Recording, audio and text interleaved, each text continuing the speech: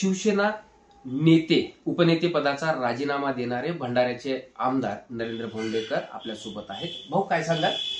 शिवसेनेसोबत मागील वेळेस 2.5 वर्षाचं जेव्हा सरकार स्थापन झालेलं होतं, एकनाथ शिंदेसाठी तुम्ही त्यांना पाठिंबा दिला आणि गुवाहाटीला गेले. सरकार 2.5 वर्षाचं राहिलं, भरघोस इथे निधी आला. मुख्यमंत्री शिंदे साहेबांनी शब्द सुद्धा दिला होता तुम्हाला इथल्या पवनीच्या सभेत. त्यानंतर आजच्या मंत्रिमंडळात तुमची कुठेतरी वर्णी लागली नाही. काय नेमकी पहिली तुमची भावना आहे? आज राजीनामा दिलाय तुम्ही पक्ष संघटनेचा. नक्कीच जेव्हा मागच्या 2.5 वर्षामध्ये 10 आमदारांपैकी सगळ्यात अति अपेक्षा म्हणून मी त्यांच्याकडून दिलं, कुठलाही स्वार्थ न ठेवता. आणि त्यावेळेस मला त्यांनी शब्द दिलं होतं की नक्कीच सरकार आपले बनणार आणि आपण त्यांच्या तुम्हाला सन्मानानं मंत्रिपद वगैरे देऊ. परंतु त्या परिस्थिती अशी होती का आपण त्यांना जास्त काही बोलू शकलो नाही. ठीक आहे, परिस्थिती जमलं द्या नाही द्या, सोबत राहिलो. उद्देश एकच होता का सेना भाजपची सरकार आल्या पाहिजे. आणि हे सगळं झाल्यानंतर सुद्धा जेव्हा आता प्रवेशाचा वेळ आला, तर प्रवेशाच्या वेळेमध्ये चर्चा झाली आमची का बा तुम्ही नाही मंत्री दिलं, महामंडळाने दिलं, महामंडळाची फाईल मूव्ह झाली, ते पण गेलं. पण हे सगळं झालं असताना आता सरकार जेव्हा येईल नरेंद्र, तर तुम्हाला पहिले याच्यामध्ये मंत्रिपद देऊ असं सभेमध्ये सुद्धा जाहीर आहे. म्हणजे आमच्यात बोलणं झालं तर सभेमध्ये सुद्धा बोलणं झालं. एवढं झाल्यानंतर आज जर तुम्ही पाहिलं मंत्रिमंडळामध्ये, तर जे त्यावेळेस पण मागून आले त्यांना मंत्रिपद दिलं, आज पण प्रवेश मागून केले त्यांना मंत्रिपद दिलं.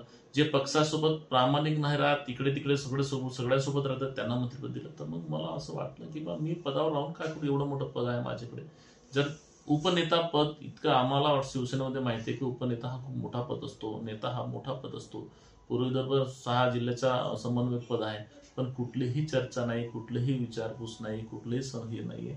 म्हटलं जर मी न्याय देऊ शकत नाही तर मी पदावर राहून कशाला, म्हणून मी ते राजीनामा देऊन दिला. आणि नक्कीच भविष्यामध्ये काय काय गोष्टी आहेत ते माझ्या मनामध्ये आहेत. मी आज काही सांगू शकत नाही. मी शिवसैनिक म्हणून राहीन, परंतु नक्कीच जर माझ्या जिल्ह्यासाठी अशी परिस्थिती निर्माण झाली तर मी फक्त पक्ष जिल्ह्याच्या लोकांसाठी थांबलेला आहे. नाही तर मी राजीनामा सुद्धा आमदारकी सुद्धा राजीनामा दिला असता. कारण जिल्ह्याचा विकास आमचा थांबते. आमचा जिल्हा कधीपर्यंत बाहेर जिल्ह्याच्या भरोश्यावर राहील?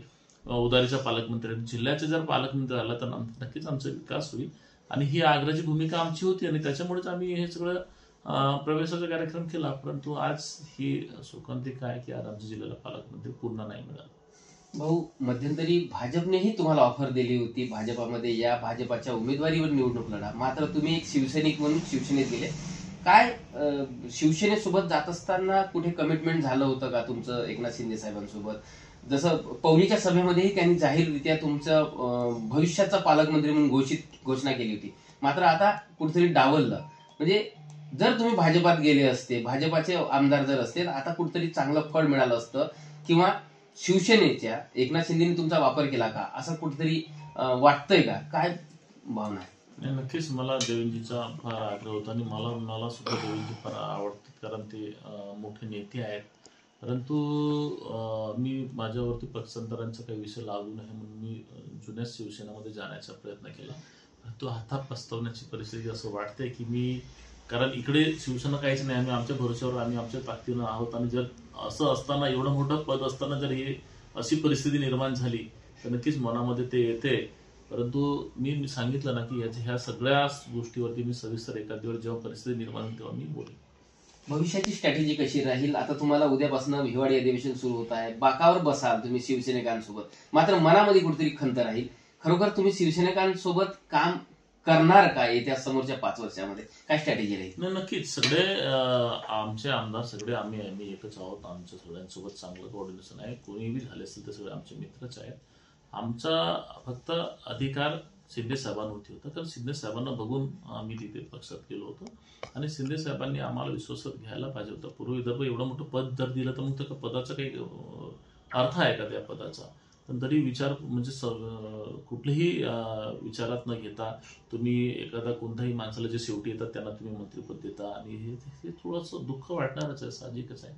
नक्कीच प्रामाणिकतेचा काही अर्थ राहत नाही, हे आजच्या याच्यावरून दिसला. म्हणून प्रामाणिक किती राहा पण त्याला काही किंमत राहत नाही. आणि जे मागून येते, जे थोडंसं उलटबाजी करतात त्यांना न्याय मिळते, असं एकंदरीत दिसतं. निश्चितच हे होते आमदार नरेंद्र भोंडेकर. पक्षासोबत कितीही प्रामाणिक राहा, मात्र जे हुल्लडबाजी करतात किंवा मागून येतात त्यांनाच मोठ्या पद्धतीने पदं मिळतात अशी खंत यावेळेस नरेंद्र भोंडेकर यांनी व्यक्त केली आहे. प्रशांत देसाई, एबीपी माझा, भंडारा. एबीपी माझा, उघडा डोळे बघा नीट.